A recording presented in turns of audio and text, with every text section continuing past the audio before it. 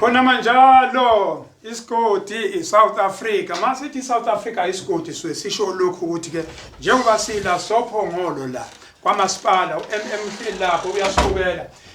khona impumalanga la khona eGauteng la khona iKZN la kodwa sihlanganiswe umuka sahlanganiswa isiga esehlela emndenini wasophongolo namaphethelo into eyenzeka la ke la ngizokubalela nje abantu esinabo la sesusuka siyohlanganisa amehlo nemndeni sike saya ngomsombuluko kanti sake saya futhi nangomgqibelo manje namhlanje umhlaka ulwesine lamuhla sihlangane sisonke operation angithi yebo sisonke operation yilaba balana ke uPhongolo ababheke yonke into kuba umgwaqumile nje uma nje nazi inkabe ezikhona la uPhongolo so sihamba nabo ke abafuthi ibona basihostile mhlambe ke futhi la abanye abantu esingabalula abavele bazocommit abathi umsebenzi wazowenza wonke uvele abantu bakwa afbob bathi nje lo mncwabo bawuzothatha wonke nangu umuntu wakhona azokuthiwa ngisukela nangu umuntu wakhona abakwa afbob laba bathi umncwabo bazothatha wonke labantu abazobangcwaba abawu20 bazobangcwaba mahala ngani nabo baseyinhlungwini nabo kubuhlungu sibonga kakhulu koafbob khona umunye uafbob nangu umunye uafbob okhona lapha namba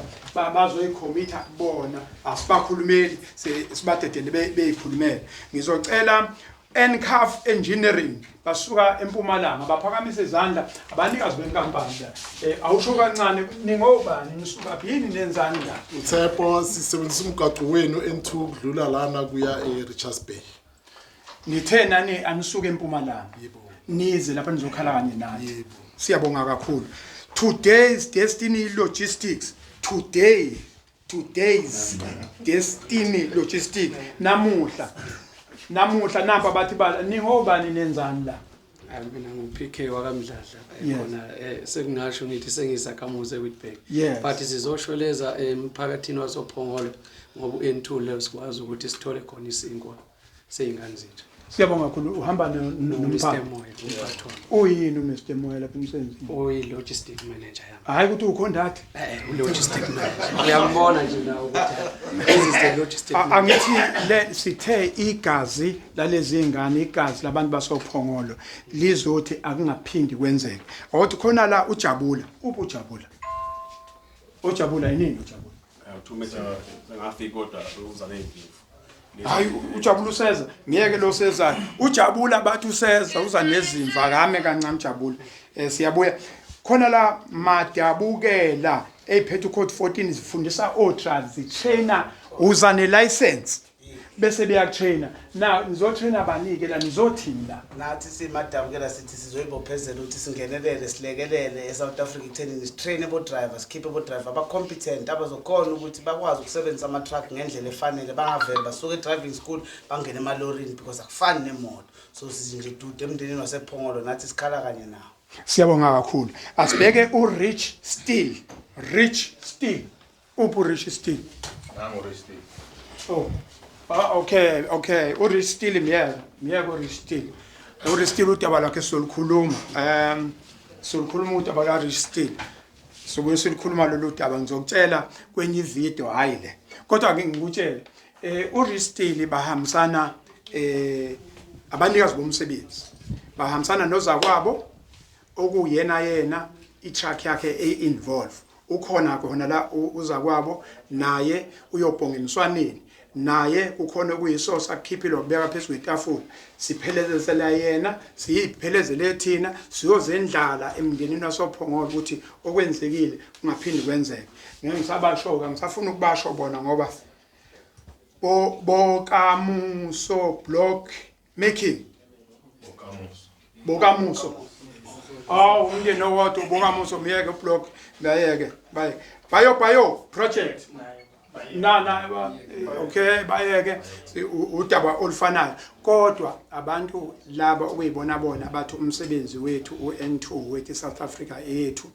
nathi siyayibophezela yize kuyingane kuthwane inja mayisidla amafutha into ebalekile ukuthi ke inja ibambela umniniyo ukuthi ubenga drive kodwa uthe angize ngoba imoto ehamba bakhona la kodwa ke siyazi ukuthi ke njoba sindawo hawu nayi ATDF ASA ATDF abashayeli lenhlangano lena ngani amavukela mbuso yini besaba kanabo bani lapha umbuzo ophumela iATTF Bozo chief ngomezulu Bahlonise kabili lo uzokhulumela Gauteng lo uNkz. Okay uqale Gauteng no uqala kanjani umuntu okuhamba okay baba Mngomezulu nizokwenzani lapha neATTF si-ATDF njengoba sisuke endaweni yaseGauteng si-branch yaseGauteng sizobhonga emswaneni emndenini nasemakhosini akhele isifunda sasoPhongolo sizokhala siyacela futhi ukuthi basixolele okwenzekile kube iphutha esingafisi kuphinde sikubone lenzeka. Siyabonga kakhulu asithethe la seKZN nangu ushozi useKZN ithini nala eKZN si ATTF KZN nathi sithe sohlangana sonke nomphathi soPhongolo ngokubehlele kusithinte sonke okunye asifisi kuphinda kwenzeke nokuzoshiya nje amakhandlela bekwazi ukuthenga amakhandlela nokhona lokho siyabonga nabafowethu zonke amakhampani ayicommittee sibe sonke siyafisa nabanye besondele silekelele kodwa avimbeke okwenzekile kaphinde kwenzeke impela usithinte kakhulu khona siyakhulisa Siyakhulisa. Ngudadewethu nikhulisa dadewethu Sanibonani siyakhulisa sibuya endaweni yaseSekunda eKinross nase-Witbank sinama branch nathi siyabanye abashayeli siyikhampani yabashayeli abandlula khona la eN12 ngaloko sithi dudu kwalaba balahlekelwe siyabonga Thando and usufaka nowani